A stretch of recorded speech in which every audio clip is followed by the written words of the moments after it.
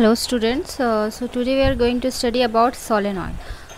Solenoid क्या होता है कि solenoid is a straight conducting core on which large number of turns of an insulated copper wire are tightly wrapped to form a helical coil.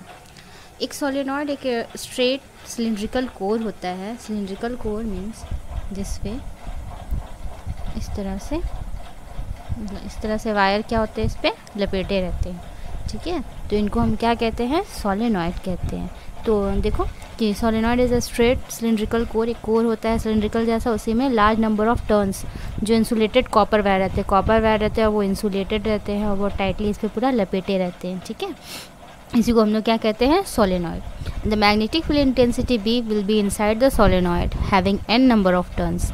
और जो magnetic field intensity है, अगर solenoid में n number of turns है और पर unit length में जो करंट कैरी कर रहे हैं, तो उसका जो वैल्यू होता है, एक्सप्रेशन होता है, वो होता है B = mu naught into N I, जहाँ म्यू क्या है, एब्सोल्यूट परमिएबिलिटी ऑफ वैक्यूम और फ्री स्पेस. ठीक है, उसी तरह से नेक्स्ट है टॉरॉइडल सोलेनॉइड या टॉरॉइड इसको कहते हैं.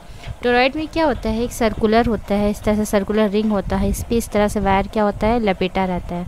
ठीक है, तो इसको हम लोग क्या कहते हैं, टॉरॉइडल सोलेनॉइड. इसको टोरस मीन्स ये ring of cylindrical cross section, ये एक रिंग जैसा रहता है जिसमें large number of turns insulated copper wire are tightly wrapped to form a helical circular coil. इस तरह से इस पर पूरा लपेटा रहता है.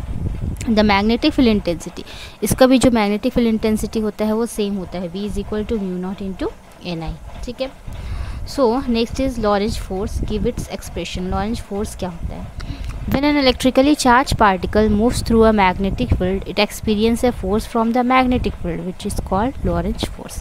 जब कोई इलेक्ट्रिकली चार्ज पार्टिकल वो मूव्स करता है मैग्नेटिक फील्ड में, क्योंकि चार्ज जब है वो मैग्नेट फील्ड में मूव करता है तो मूविंग चार्ज जो इलेक्ट्रिक करंट बन जाता है, वो इलेक्ट्रिक करंट क्या प्रोड्यूस करता है, मैग्नेटिक फील्ड प्रोड्यूस करता है. ठीक है, और ऑलरेडी वो मैग्नेटिक फील्ड में क्या कर रहे हैं, मूव कर रहे हैं, तो वो फोर्स एक्सपीरियंस करता है, जिस फोर्स को हम लोग क्या कहते हैं, लॉरेंज फोर्स कहते हैं. ठीक है, और अगर Q क्या है, क्वांटिटी ऑफ इलेक्ट्रिकल चार्ज है, और V उसका स्पीड है, B उसका मैग्नेटिक फील्ड स्ट्रेंथ है, और एंगल बिटवीन दोनों के बीच का एंगल थीटा है, तो जो मेरा फोर्स आएगा वो हो जाएगा F = QB साइन थीटा. ठीक है, और इसको वेक्टर फॉर्म में हम इस तरह से लिखते हैं, जब साइन थीटा को हम यहाँ से एलिमिनेट करेंगे तो Q × V × P, और जो डायरेक्शन है इसका वो फ्लेमिंग लेफ्ट हैंड रूल इसको डिटरमाइन करेगा. और I have already told you about what is Fleming left hand rule and right hand rule. Okay, so next question is give the expression of the force experienced by electric current carrying conductor placed in a magnetic field.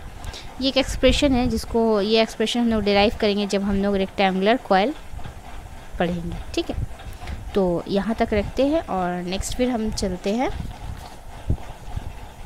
Expression for the force acting पर unit length between two plane parallel conducting carrying electric current. ठीक है, इसमें क्या derive करना है कि एक expression derive करना है, किसके लिए, फोर्स के लिए, एक्टिंग पर unit length between the two plane parallel conductor carrying electric current. दो पैरेलल इलेक्ट्रिक करंट कंडक्टर है. ठीक है, इसमें इलेक्ट्रिक करंट क्या कर रहा है, फ्लो कर रहा है. So let PQ and RS be two parallel conductors separated by a distance R. ये PQ है यहाँ से यहाँ तक, और एक क्या है, RS है. दोनों एक कंडक्टर है जो R डिस्टेंस से सेपरेटेड है, दोनों के बीच का जो डिस्टेंस है वो क्या है, R है.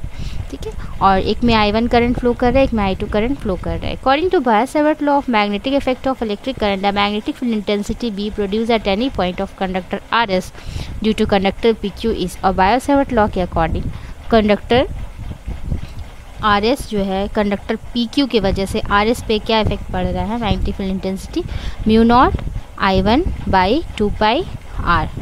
ठीक है, PQ के वजह से RS पे जो मैग्नेटिक फील्ड इंटेंसिटी ये हुआ, जहाँ म्यू नॉट क्या है, absolute permeability of vacuum of free space. Now the force acting on length L of the conductor, और जो फोर्स है कंडक्टर के L लेंथ पे एक्ट कर रहे हैं, तो RS पे ये हो रहा है, means conductor RS in the, मतलब एक हम तो ये वाले लिए इसके वजह से, अब यहाँ फोर्स हम निकाल रहे हैं, तो क्या हो जाएगा कंडक्टर पे, F = I2 × LB × sine theta, और यहाँ थीटा क्या है, 90 डिग्री है. ठीक है, तो 90 डिग्री जब हम पुट करते हैं तो साइन 90 क्या हो जाता है, 1. तो F = क्या हो जाएगा, I2 × LB. So F is equal to I2 into LB. This is equation 2. Now from equation 1 and 2, equation में जो B है, B का वैल्यू हम यहाँ पर पुट करते हैं तो इस तरह से वैल्यू आता है. और फोर्स पर यूनिट लेंथ, अब पर यूनिट लेंथ में अगर हमको देखना है तो F बाई L से डिवाइड कर देंगे. तो यहाँ भी L से डिवाइड करेंगे तो L क्या होगा, कैंसिल हो जाएगा. तो mu naught by 2 pi I1 into I2 by R. और इसको इस तरह से भी लिख सकते हैं F suffix L mu naught by 2 pi I1 I2 by R. ना interchanging the role of two conductors. अब दोनों कंडक्टर का रोल को चेंज करते हैं, या न्यूटन थर्ड लॉ के अकॉर्डिंग क्या होता है कि to every action there is equal and opposite reaction. तो ये भी फोर्स जो है कंडक्टर PQ में भी एक्ट करेगा, है ना, RS की वजह से.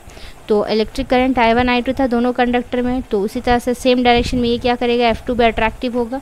On the other hand if I1 I2 are flow in the opposite direction, अगर अपोजिट डायरेक्शन में करंट फ्लो करेगा तो F2 क्या हो जाएगा, रिपल्सिव हो जाएगा. ठीक है, मीन्स अगर I1 I2 दोनों सेम डायरेक्शन में जा रहे हैं तो ये अट्रैक्टिव हो जाएगा, और अपोजिट डायरेक्शन में जा रहा है तो ये रिपल्सिव नेचर हो जाएगा. राइट.